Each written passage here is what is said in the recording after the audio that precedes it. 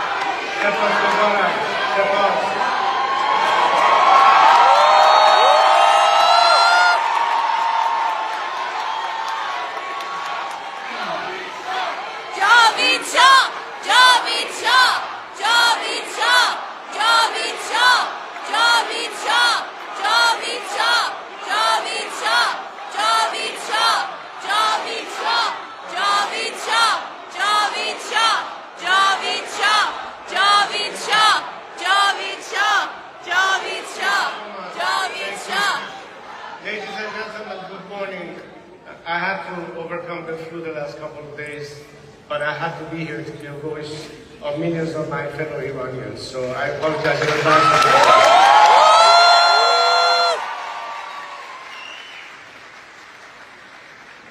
I begin today in the memory of my fallen compatriots, the heroes of my country who have fought, bled, and died, not only for their own freedom and for the liberation of Iran from the clutches of an evil, depraved regime that has held us hostage for 47 years, but for the freedom, peace, and security of the world.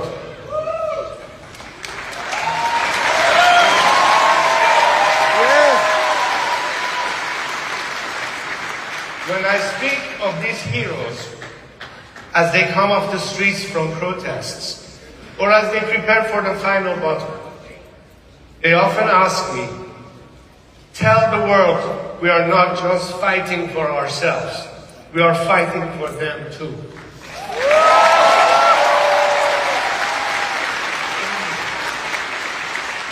So it is in that spirit and in their honor that I ask you to close your eyes for a moment and imagine a free Iran.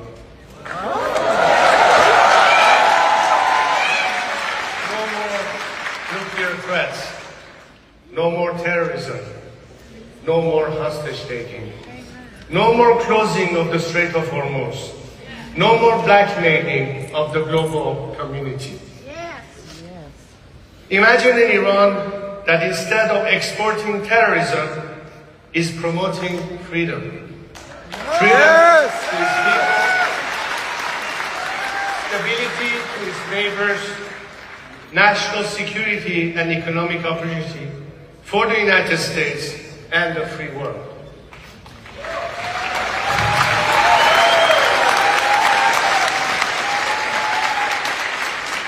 Can you imagine Iran going from death to America to God bless America?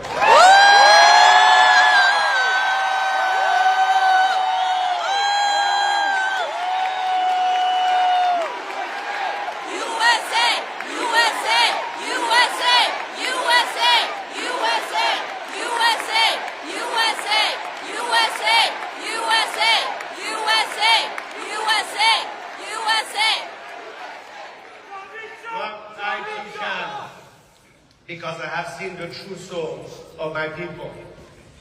Let's remember, on 9/11, one of America's darkest hours, when your enemies, and even some who claim to be your friends, celebrated those horrific attacks, the Iranian people did something the world wasn't supposed to see.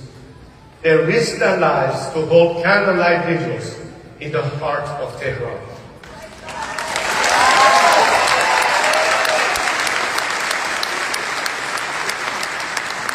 They didn't do it for a camera.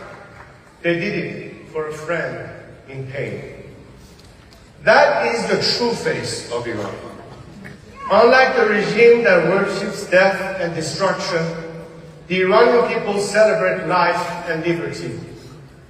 That's why I can imagine an Iran that exports engineers instead of extremists, startups instead of suicide bombers, energy instead of hatred. I can imagine a Middle East where Iran is no longer a source of chaos, but an anchor of stability.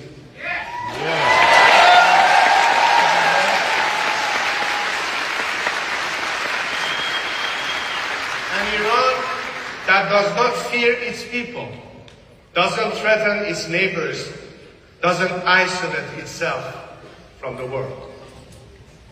Imagining this is not difficult, because this is exactly what Iran once was and what it can be again.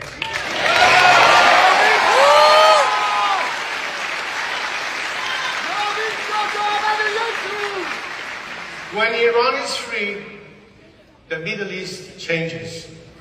When Iran is free, America regains a great friend.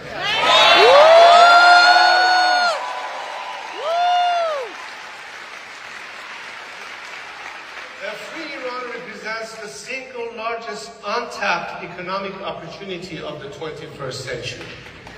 A nation of 93 million people, highly educated, entrepreneurial, and pro-West, finally unleashed. Over the next decade alone, a strategic U.S.-Iran partnership could generate more than $1 trillion for the American economy.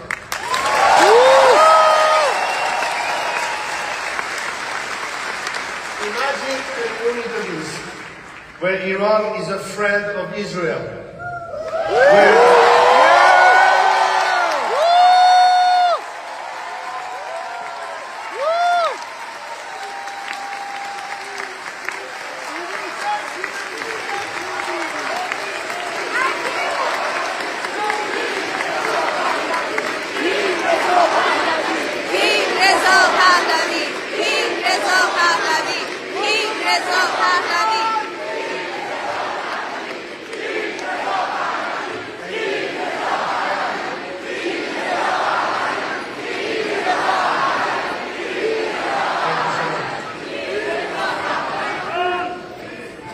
where the Abraham Accords are extended into the Cyrus Accord.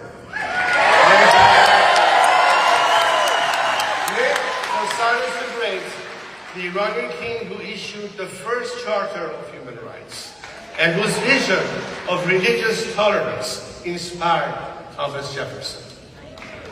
Today, the Islamic Republic tramples upon Iran's millennium-old legacy of tolerance for religious minorities and wages war on them. In a country with the fastest rate of growth of Christianity in the world, the regime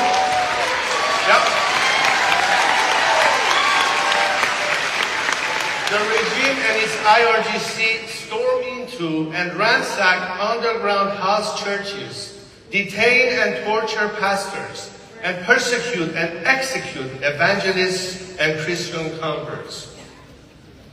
This is the Islamic Republic, not the true Iran, not the vision we have for the future. Under this vision, Iran, the United States, Israel, and our Arab neighbors are bound together in peace and prosperity rather than conflict and terror.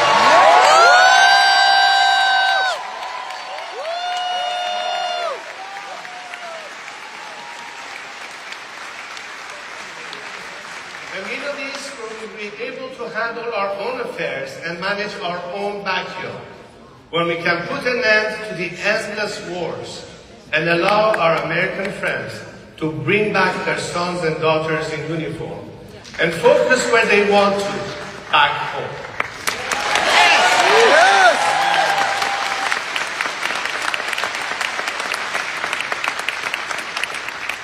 A free Iran is not a fantasy.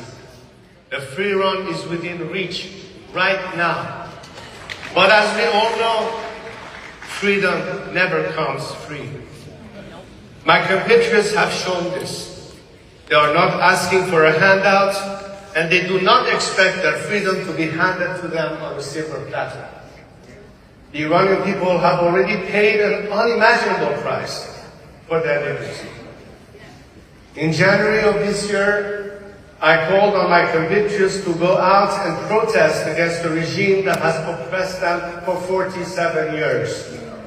Millions of them responded, igniting the largest wave of protests in Iran's modern history, sweeping every single one of our 31 provinces. On January 8th at 8 o'clock, they took their lives in their own hands and took to the streets to fight against the occupying regime. At that exact moment, Khamenei, Larijani, Ghalibaf, and the rest of their mafia shut off the internet under the cover of darkness. And with a depravity that shocked the world, they massacred more than 40,000 Iranians and injured over 300,000. They did not stop their terror on the streets. Wounded protesters were hunted down in hospital beds and shot in cold blood. Men and women were raped in secret prisons. Even nurses, ambulance medics, and doctors who dared to help protesters were tortured, raped, and killed. Families were forced to search through thousands of unmarked body bags. And the regime even charged grieving parents for the bullets used to kill their own children. To this day, mothers still search for their sons, and daughters still ask where their fathers will come home. To this day, 29 days to be exact, Iranians have been cut off from the world with almost no access to the internet. Fearful of my courageous compatriots, Khamenei Jr. and his cabal of criminals have dragged Iran from the 21st century to the dark ages. They are afraid that when they do, the world will again see the defiant will of a nation united and determined to topple it. Life can never go back to normal. There is a sea of blood between the people and the regime. After all the massacres, after all they have sacrificed, they will never agree to swap one tyrant for another.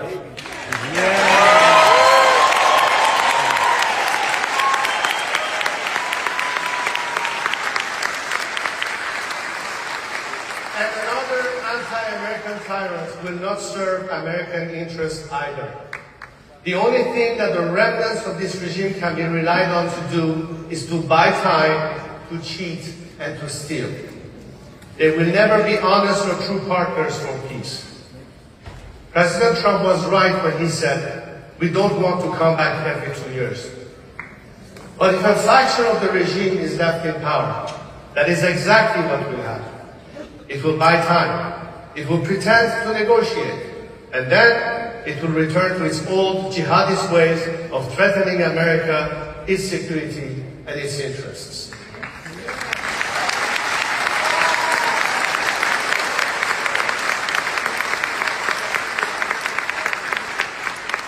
They might promise a short period of artificial calm, but it will inevitably be followed by the same terrorism, the same nuclear blackmail, and the same cries of death to America. Because the truth is simple. The Islamic Republic cannot reform itself. You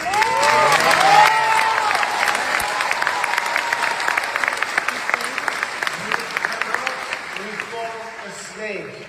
Venom is in its DNA.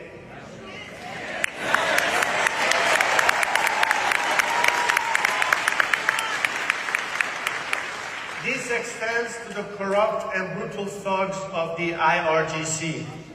Because the IRGC is not Iran's national army.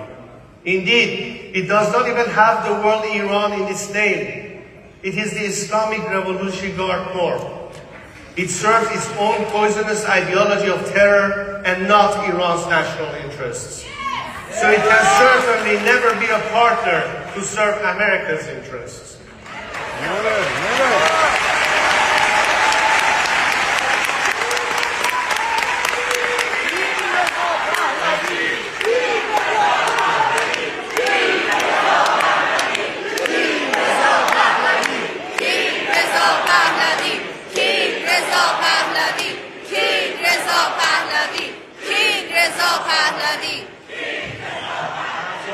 I'm halfway through my speech. The only path to lasting peace and stability runs through a clean break with this regime.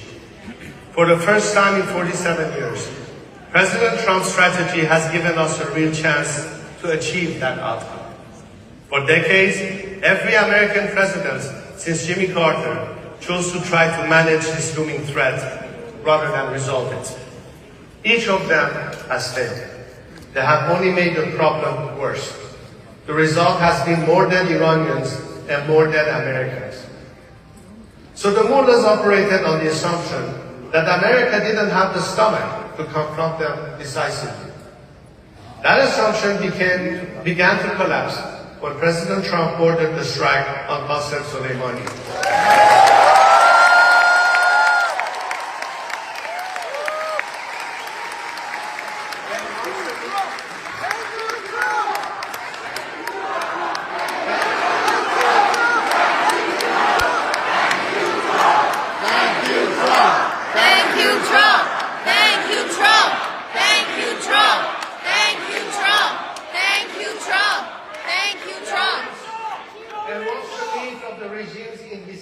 Was shattered, possibilities began to move in a different direction. Operation Midnight Hammer and Epic Fury have done something extraordinary. The killing of Khamenei and many of his henchmen, the destruction of more than 80% of the regime's ballistic missile arsenal, and the obliteration of the nuclear sites have leveled the playing field. This did not happen by accident. It happened because of President Trump's resolve and the courage of American troops.